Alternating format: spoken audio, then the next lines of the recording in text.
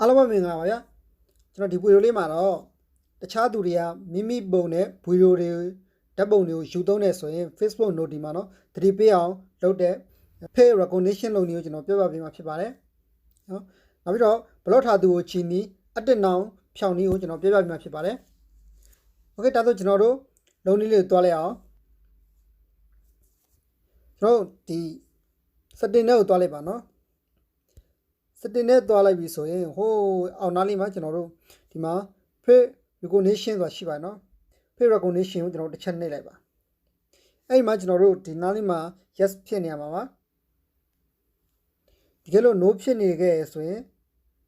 yes ဆိုတာလေးကိုအမှန်ကြီးပေးလိုက်ပါပြန်ထွက်လာရင်ဒါဟာကျွန်တော်တို့ရဲ့ကျွန်တော်ရဲ့ဓာတ်ပုံတွေနော်ကျွန်တော်ရဲ့ဓာတ်ပုံတွေယူသုံးနေဆိုရင်Facebook ကနေပေါ့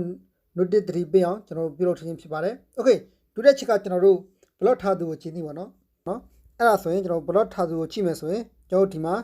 blocking ဆိုတာရှိပါတယ်နော်။ဒီ blocking ကိုတစ်ချက်ဝင်လိုက်မယ်ဆိုရင်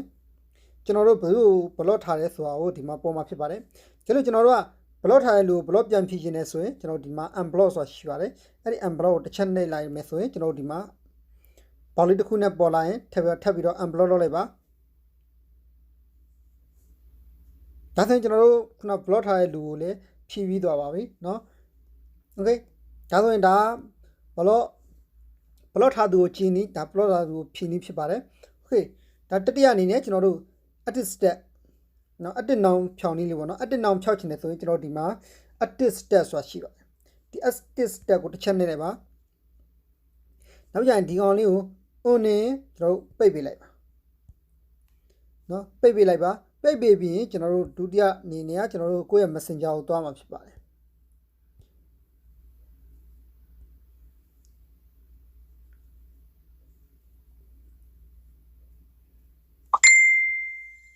ကိုယ့်ရဲ့ Messenger ကိုတွားပြီးရင်ကျွန်တော်တို့ဒီမှာ chat ဆိုတဲ့ကိုယ့်ရဲ့နော် personal account တွေကိုတွားလိုက်ပါတွားပြီးရင်ကျွန်တော်တို့ဒီမှာ edit step ရှိပါတယ်အဲ့ edit step on နဲ့ကျွန်တော်တို့ပိတ်ပေးလိုက်ပါဒါဆိုရင်ကျွန်တော်တို့ရဲ့ account line မှာရှိမရှိသွားမမြင်ရတော့သလိုတခြားသူတွေ line မှာရှိမရှိသွားလဲကျွန်တော်တို့မမြင်ရတော့ပါဘူးเนาะကျွန်တော်ဒါကိုဖွင့်ခဲ့မယ်ဆိုရင်ဒီလိုမျိုးဘယ်သူတွေအတစ်နောင်ရှိတယ်ဘယ်သူတွေအတစ်နောင်မရှိဘူးဆိုတာကျွန်တော်တို့မြင်ရမှာဖြစ်ပြီးတော့ကျွန်တော်တို့တကယ်လို့ပိတ်ခဲ့မယ်ဆိုရင်တော့ခုလိုမျိုးအတစ်နောင် stat တွေအကုန်ပျောက်သွားမှာဖြစ်ပါတယ်ဒါတော့အတစ်ဖြောင်းနည်းဖြစ်ပါတယ် Okay ဒါဆိုရင်ကျွန်တော်ခဏပြောခဲ့တဲ့เนาะ Face recognition လောက်တာရဲ့ block ထားသူကြီးနည်းရဲ့အတစ်နောင်ဖြောင်းနည်းရဲ့ဒါဆိုရင်သိသွားပြီလို့ထင်ပါတယ်